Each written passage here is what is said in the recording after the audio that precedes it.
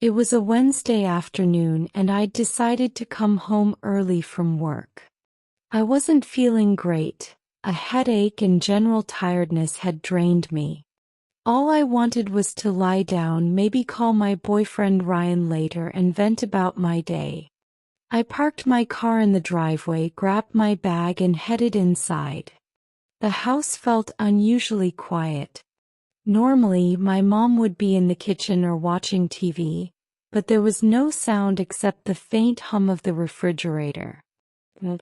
"You home?" I called out, setting my keys on the counter. No answer. That uneasy feeling you get when something isn't right started creeping up on me. I brushed it off. Maybe she was taking a nap. I climbed the stairs to my room, and as I passed by my mom's bedroom, I heard muffled voices and faint laughter. I froze mid-step.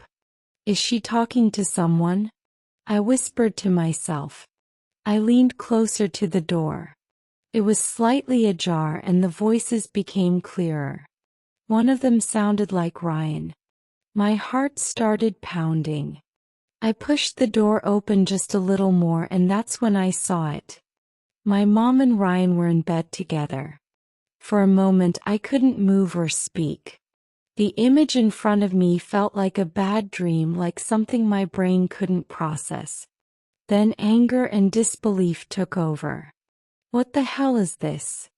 I shouted, my voice shaking. They both jumped. Ryan scrambled to grab his clothes from the floor, looking like a deer caught in headlights. My mom sat up, pulling the blanket around herself. "Wait. I can explain," my mom said quickly, her voice panicked. "Explain?" I yelled.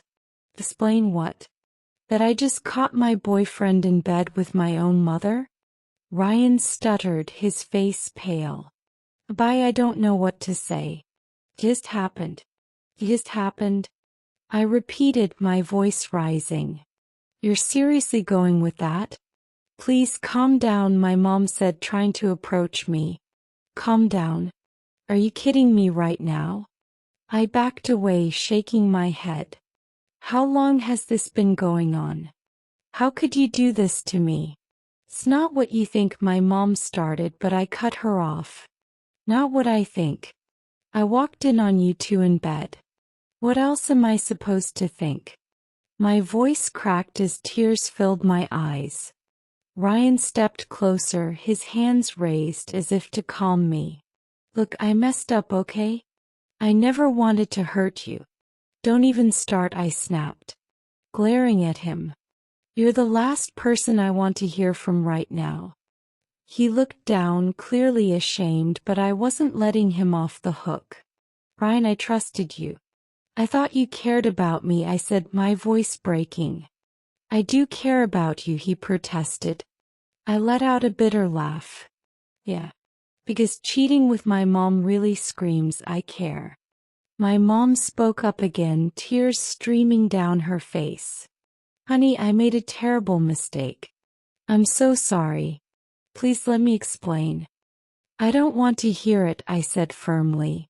"To my mom. You're supposed to protect me, not stab me in the back like this." "I wasn't thinking," she said, her voice barely above a whisper. "It wasn't planned. It was a stupid, horrible mistake." "Mistake or not, you betrayed me," I said, my voice trembling. "Both of you did." Ryan looked at me, his face full of regret. "Please don't do this. Can we at least talk about it?" I pointed to the door. "There's nothing to talk about. Get out of this house." "No." He hesitated, glancing at my mom, then back at me. "I'm sorry," he said quietly before grabbing his things and leaving. As soon as the front door slammed shut, I turned back to my mom. She was still standing there, crying, but I felt no sympathy. "I don't even know who you are anymore," I said. "Sweetheart, please," she started. "Don't call me that," I snapped.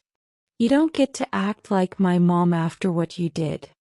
She broke down, sobbing into her hands, but I couldn't bring myself to comfort her. I just turned and walked out of the room. I locked myself in my room and cried for hours. My mind raced with questions. How long had this been happening?